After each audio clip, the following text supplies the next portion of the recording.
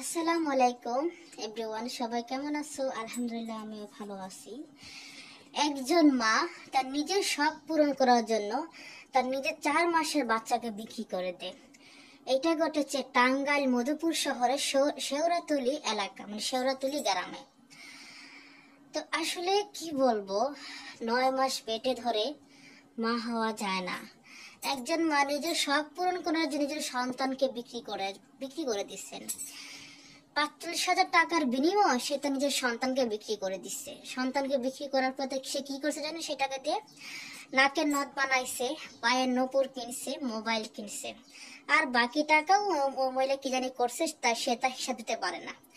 আচ্ছা বুঝুন তো, এই বাচ্চাটা যখন বড় হবে, একদিন সে ইউটিউবের ভিডিওগুলো থেকে যে দেখবে, মানুষের মুখে শুনবে, তখন এই বাচ্চাটা তার মায়ের প্রতি কিরকম একটা রিয়েকশন করবে সেটা বলেন।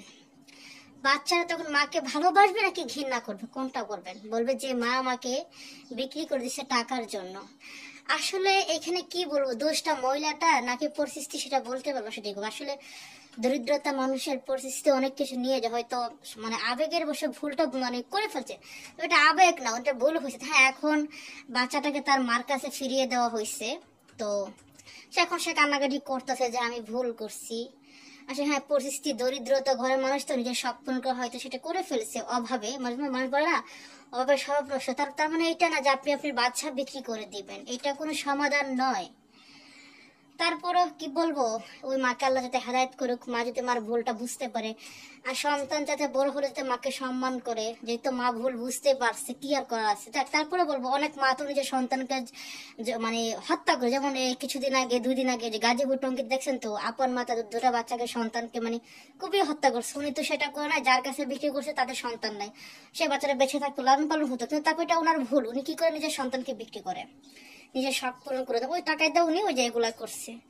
তো বাচ্চাটা বড় হলে, যেহেতু এটা আমাদের গ্রাম অঞ্চল, সেটা আপনারা জানেন, সমাজ বড় হলে পরে মানুষ বলবে তোর মা তোকে বিক্রি করে দিতে চাইছিল। এইগুলা যখন বাচ্চারা মনে শুনবে না, মায়ের প্রতি আসলে একটা ঘৃণা জন্মে যাবে। তো আমি আল্লাহ তালা সকল মানুষকে হেদায়েত করুক। আর এই মহিলার এটা করা উচিত হলে, তাও সে এত ভুলটা বুঝতে পারছে। আমি তো ভিডিও দিচ্ছি, আর যাকে মা বলতেছি, ওনারও এতটা কম বয়স, মনে হচ্ছে উনি নিজে এখনকার বাচ্চা মানুষ। এই 15 থেকে 16 বছর হবে, সে আবার বাচ্চা। তাদের সাথে সবার বুঝতে একরকম না, আর সবার জ্ঞানও একরকম না। তো ভিডিওটা সবাই দেখবেন। আমি ওনার ভিডিও খারাপ নেগেটিভ করি না, তবে যাই হোক, উনি ওনার ভুলটা বুঝতে পারছেন।